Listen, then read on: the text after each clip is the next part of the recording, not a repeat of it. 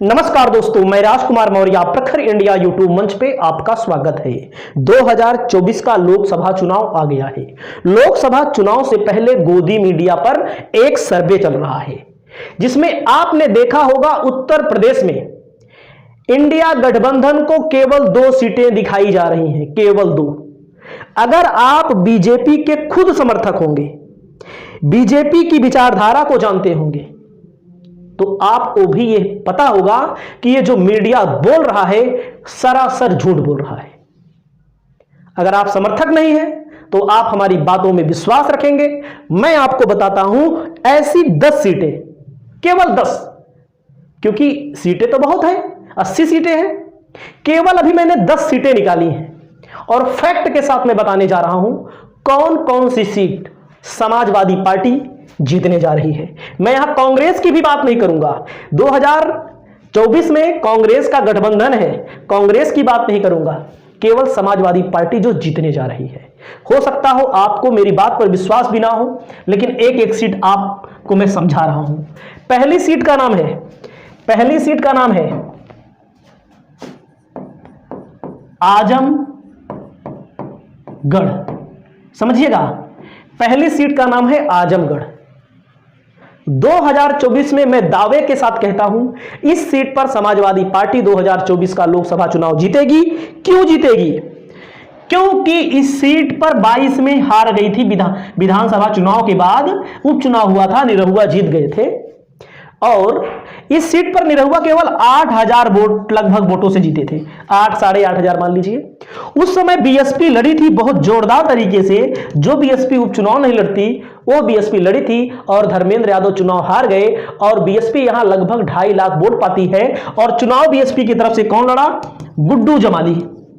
गुड्डू जमाली एक मजबूत नेता, एक मजबूत व्यक्ति है, बिल्डर है, पैसे की कोई कमी नहीं है। वैसे पैसों से वोट नहीं खरीदा जा सकता, लेकिन पैसों के माध्यम से लोग जब सामाजिक सेवा करते हैं तो कहीं ना कहीं लोग उनको वोट देते हैं। गुड्डू जमाली को समाजवादी पार्टी ने अपनी पार्टी में शामिल कर लिया है, जहां तक है उनको एमएलसी का पद भी देने जा रही है। तो आप समझ सकते हैं इस सीट पर भी जो भी समीकरण बिगड़ने वाले थे समाजवादी पार्टी ने उसको बना करके यह सीट अपने कब्जे में लाने का 100% बंदोबस्त कर लिया है। अब अगली सीट कौन सी होगी? अगली सीट आ जाइए कन्नौज। कन्नौज की सीट, यहां पर अखिलेश यादव की पत्नी 2019 में चुनाव हारी थी, लगभग 12 से 13,000 वोटों के अंतर में। 12,000 कुछ वोट था, बस 13,000 के लगभग भी नहीं था। उस समय सपा का वोट अलग था, बसपा का अलग था, सॉरी सपा बसपा एक थी, भाजपा अकेले लड़ी थी। ऐसा कहते हैं लोग जहां पर यादव बस्ती है, ऐसा कहते हैं, मैं नहीं कहता, कि वहां पर दलितों का, वैसे भी सपा बसपा का 30 साल 3 दशकों तक राज रहा है उत्तर प्रदेश में लगातार। कहीं सपा आई, कभी बसपा आई, कभी सपा आई, कभी बसपा आई, भाजपा का नंबर नहीं आया। तो सपा बसपा के कार्यकर्ताओं में कहीं ना कहीं खिंचाव हुआ करता था, कहीं ना कहीं लड़ाई हुए, झगड़े हुए। उसको भी देख करके बसपा का वोट ट्रांसफर नहीं हुआ डिंपल यादव को और डिंपल यादव 12,000 लगभग वोटों से चुनाव हार गई। लेकिन 2024 में अखिलेश यादव खुद लोकसभा का चुनाव यहां से लड़ने जा रहे हैं। तो जब 2024 में अखिलेश यादव यहां से लड़ेंगे तो यहां का परिणाम आप खुद निर्भर कर लीजिए। सुब्रत पाठक वही 2019 में जो जीते थे, वही 2024 में भी लोकसभा का चुनाव यहां पर लड़ने जा रहे हैं। उनको टिकट भी मिल चुका है और अखिलेश कन्नौज से लड़ेंगे। तो आप समझ सकते हैं एक सीट और कम हो गई। लेकिन जो गोदी मीडिया है, आप हमको कुछ भी कह सकते हैं, गोदी मीडिया है वो ये सीट अखिलेश यादव को हरवा रहा है। अगली सीट आ जाइए फिरोजाबाद। अभी समझिएगा, अभी बहुत सीटें हैं, 10 सीटें नहीं है, लेकिन केवल 10 सीटों की बात करेंगे। फिरोजाबाद में लगभग 98,000 वोट शिवपाल यादव पा गए थे। अखिलेश यादव के परिवार में लड़ाई चल रही थी, 20,000 वोट से अच्छे यादव हार गए। वैसे भी विधानसभा का चुनाव हुआ, विधानसभा के चुनाव में 3 विधायक सपा के हैं उस इलाके में, 2 विधायक भाजपा के हैं। 22 में जब अलग अलग लड़े, कुछ लोग कहेंगे साथ में लड़े थे तब वो हाल था, अलग अलग लड़े तब भी वहां पर समाजवादी पार्टी मजबूत रही 2022 में भी और 2024 में मैं गारंटी दे रहा हूं। और 2019 में इसलिए हारी थी, शिवपाल लड़े थे, 98,000 वोट पा गए थे। मतलब जब दो लोग आपस में लड़ते हैं तो को आदमी फायदा उठा लेता है। तो इस सीट को भी 2024 में समाजवादी पार्टी जीतने जा रही है। गोदी मीडिया पर यह भी दिखाया जा रहा है ये सीट समाजवादी पार्टी हार रही है, लेकिन मैं कह रहा हूं जीत रही है। आगे देखिएगा, अगली सीट है बस्ती। भाई बस्ती का नाम कहां से आ गया? अभी तक तो परिवार वाली सीट बता रहे थे। बस्ती में 2022 में चुनाव हुआ। राम प्रसाद चौधरी यहां से भारतीय समाजवादी पार्टी की तरफ से, और एक द्विवेदी जी हैं, पंडित जी हैं, उनको टिकट मिला है भाजपा की तरफ से। 2014 में भी जीते थे, 2019 में भी जीते थे। भयंकर एंटी इनकम्बेंसी है। 10 साल कोई सांसद रहा है, उसको बताने के लिए काम ही नहीं रहता कि कौन जीता, कौन कितना काम किया है। जब 2022 में जब चुनाव हुआ था तो यहां पर भाजपा का खाता नहीं खुला था, 0। 5 विधानसभा में भाजपा 0 पर आउट हो गई थी, आप समझ सकते हैं। और यहां पर 5 सपा गठबंधन यानी कि 4 सपा जीती थी, 1 ओम प्रकाश राजभर, भले वो आज बीजेपी के साथ चले गए हैं। समझ सकते हैं। बस्ती सीट राम प्रसाद चौधरी लड़ रहे हैं, लोकसभा 2024 का चुनाव जीतने जा रहे हैं। मैं कह रहा हूं, आपको देख लीजिएगा। उसके बाद मैंने लिख के रखा है, उसके बाद मैं बोलता हूं संभल शफीकुर रहमान वर्क, जिनकी मृत्यु हो चुकी है, वर्तमान में सांसद थे, उनके पोते को हो सकता है टिकट मिले। यहां पर भी भाजपा बहुत वीक पॉइंट पर है, बहुत ज्यादा वीक पॉइंट पर है। 50-55% से ज्यादा मुसलमान है यहां पर, और मुसलमान पूरा वोट यहां पर सपा कांग्रेस का गठबंधन है। यहां पर सब वैसे भी संभल में जब उनकी मृत्यु हो चुकी है तो जितने भी मुसलमान हैं एक हमदर्दी में वोट तो देंगे। शफीकुर रहमान वर्ग के परिवार से जो भी चुनाव लड़ेगा वैसे उनके पोते लड़ेंगे, उनके पोते खुद विधायक हैं।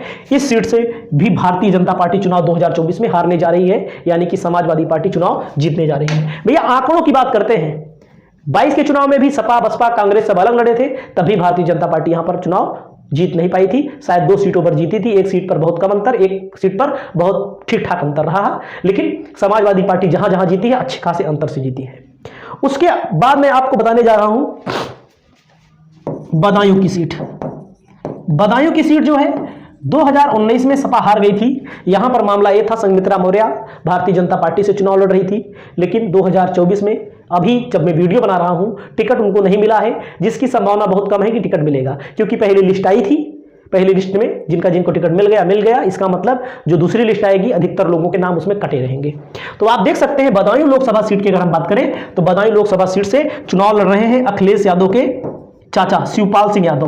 अब आप समझ सकते हैं बड़े नेता हैं, ज्यादा कुछ कहना भी नहीं है। शिवपाल सिंह यादव चुनाव यहां से जीत रहे हैं, मैं नहीं कह रहा हूं, आंकड़े कह रहे हैं। विधानसभा में जीते थे, वैसे भी बड़े नेता हैं। वो शरीफ शेरवानी इसी इलाके से आते हैं जो इस्तीफा दिए थे स्वामी प्रसाद मौर्य के साथ। लेकिन जब उनको पता लगा, जब बदायूं से शिवपाल सिंह यादव का नाम आ गया तो उनका मामला बहुत ठंडा पड़ गया। आप देख लीजिए, अब सलीम शेरवानी का नाम कहीं नहीं चल रहा है। उसके अलावा मैं बात करता हूं, बदायूं हो गया, बस्ती हो गया, संभल हो गया, मुरादाबाद 52% से ज्यादा मुसलमान हैं। यहां पर मुसलमान का वोट एक मुश्त पड़ेगा। 2024 में भाजपा यहां चुनाव हारेगी। एसटी हसन 2014-19 में जीते थे। 2014 में इसलिए जीत गए थे, बसपा बहुत मजबूत थी उस समय। बसपा आज भी मजबूत है, लेकिन गठबंधन के साथ आएगी तभी मजबूत है, तो नहीं तो उसका कोई मतलब नहीं है। वो दलित वोटों के अलावा कुछ वोट और मिल जाए भले, बाकी वोट नहीं मिलने वाला है। उसके अलावा रामपुर की सीट, जहां से आजम खान चुनाव जीतते आए हैं। 2022 में विधानसभा का चुनाव होता है। उपचुनाव जब हुआ यहां पर रामपुर में तो भाजपा चुनाव जीत गई, इसलिए जीत गई, और जब जीता भी था तो लगभग 8000 वोट से। ऐसा आरोप लगाया गया शासन प्रशासन के ऊपर कि जहां मुस्लिम बस्ती थी वहां के लोगों को, वहां के वोटरों को निकलने ही नहीं दिया गया। इस सीट पर भी भाजपा चुनाव हारेगी 2024 में। उसके अलावा मैं बात करता हूं, आ जाइए मैनपुरी। कौन कहता है मैनपुरी हारेंगे? डिंपल यादव चुनाव लड़ेंगी, ये तो तय है। इस सीट पर भारतीय जनता पार्टी चुनाव हारेगी, पक्का है, 100% है। हम नहीं कह रहे हैं, आंकड़ा कहता है। उसके अलावा मैं आपको बता रहा हूं, आ जाइए संत कबीर नगर, यादव बाहुल्य क्षेत्र है। अब 2019 में क्यों नहीं जीत पाई थी? इसलिए नहीं जीत पाई थी सपा, क्योंकि यहां पर सपा बसपा का गठबंधन था। बसपा ने एक पंडित जी को चुनाव में लड़ाया था। चुनाव में भालचंद यादव कांग्रेस की तरफ से लड़ गए थे और उन्होंने बहुत वोट काट दिया था, 1,25,000 या 1,27,000 वोट काट दिया था। यानी कि जब यादव लड़ेगा, सपा बसपा के कैंडिडेट की तरफ से तिवारी जी लड़ेंगे और निषाद लड़ेगा। यहां पर किसको टिकट मिला आपको पता है? प्रवीण निषाद को टिकट मिला है, वो भी 2024 में हारने जा रहे हैं। इस सीट पर थोड़ा सा सस्पेंस बन सकता है, लेकिन ये जान लीजिए लगभग हारते हैं। आपके इलाके में क्या हाल है और सीटों का क्या हाल है मैं आपको बताऊंगा। ये यादव बाहुल्य सीट है, इसके अलावा और भी सीटें हैं, केवल अभी ट्रेलर शुरू हुआ है। भले आपको टेलीविजन पर दिखाया जा रहा हो 2 सीट पर समाजवादी पार्टी जीतेगी, लेकिन हकीकत कुछ और है। आपकी क्या राय है? आप अपनी राय व्यक्त करें। नमस्कार, जय हिंद, जय भारत।